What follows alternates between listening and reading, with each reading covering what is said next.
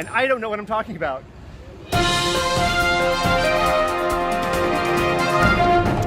Andrew. We're outside of the Signature Square Persian Theater Complex.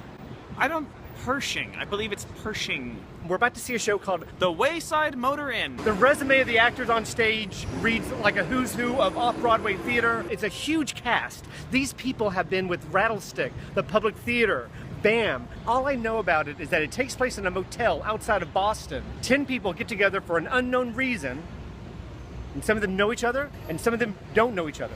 This sounds to me like a low-rent version of the film Clue. Well, I mean, so far the great mystery is what the heck the plot is. We'll see you at intermission at the Wayside Motor Inn at the Signature Theater. Got it right this time.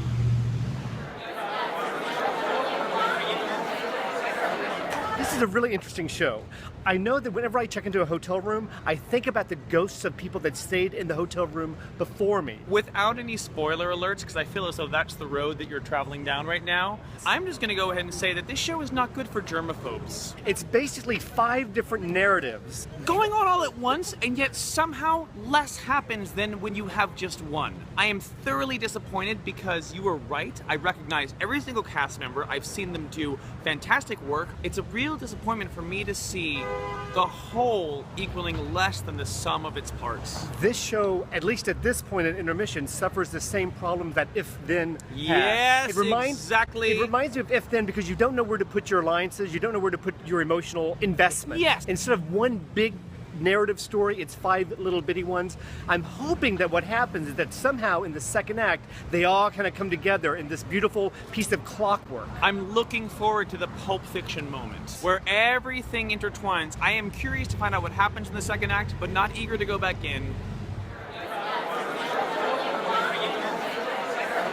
Now, granted, this was written in 1977, which is amazing. And in hindsight, this must have been quite the stir in New York theater communities because it is extremely edgy, extremely avant-garde for 1977. Gurney has a grasp of the current events of his time that most people only have in hindsight. The problem is that it's not only ambitious for 1977, but it's a very ambitious show for 2014 today, I think. The art direction, the costumes, the set design, they're all right out of American Hustle. Things really do heat up in the second act. The dialogue is, yes, they do. The dialogue is quicker, the narrative becomes more serious in nature. In the second act, we do see a climax, but this theatrical orgy is ultimately unfulfilling because we never get a chance to connect with just one partner. It felt like 5 great appetizers, but not a very full meal. All characters fully developed, though, each one their own individual archetype that I knew.